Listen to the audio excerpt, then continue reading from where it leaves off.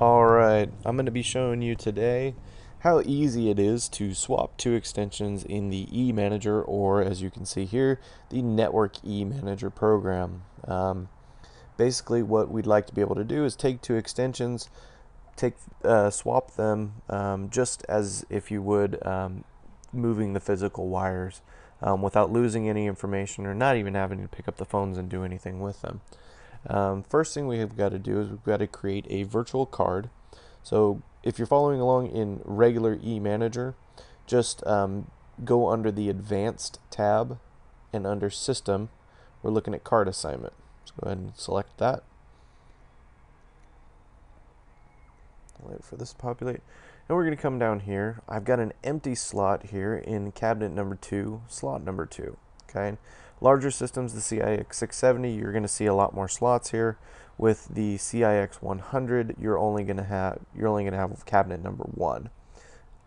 So what I'd like to do is I'm going to actually take this and I'm going to create it as a BDKU, BDKS, or BWDKU. We'll go ahead and assign it. Now we have to assign this virtual card so that we can take one of our extensions, move it to the virtual card, and then we can take the other extension, move it to where the first extension was, and then move the one that we moved to the virtual back to where the second one was. It sounds kind of complicated when you talk about it, but as I do it here, you'll definitely be able to understand. Okay, so what you need to do next is go into Station Assignments, and if you're working in regular eManager, that's going to be under Advanced, Station, and then Assignments. Go ahead and click that, and let it populate here.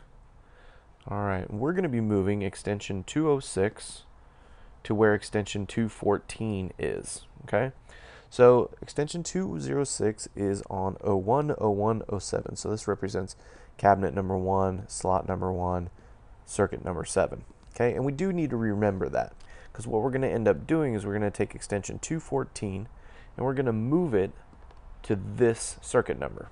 Okay, the first thing we need to do though is we're going to move this to 020201, and we'll go ahead and submit that.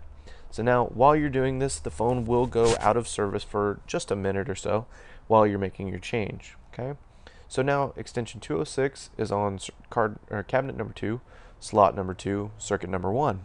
Okay, so I'm going to go over here to extension 214, and if you remember, I told you we need to remember where the first extension was, which was on 010107. I go ahead and enter that and submit it. So now extension 214 will be on circuit 010107, which is where 206 was. Okay, so I can go back over here to extension 206. Okay, so I've successfully moved extension 214 to circuit 010107. So now we need to go back over to extension 206 and move it to where extension 214 was, which was on 010115. Okay, if we go ahead and submit that, we can go ahead and now both of those stations would be swapped. If I were to call 206, it would be where 214 was. If I was to call 214, it would be where 206 was. Okay, this allows you to basically not have to change any of the key assignments, any of the name displays, the system call forward, any information about the phone whatsoever. It's basically like taking the two wires and swapping them right there, either at the patch panel or the 66 block.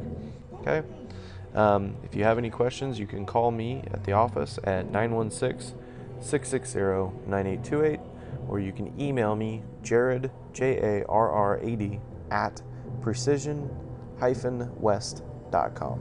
Thank you for your time.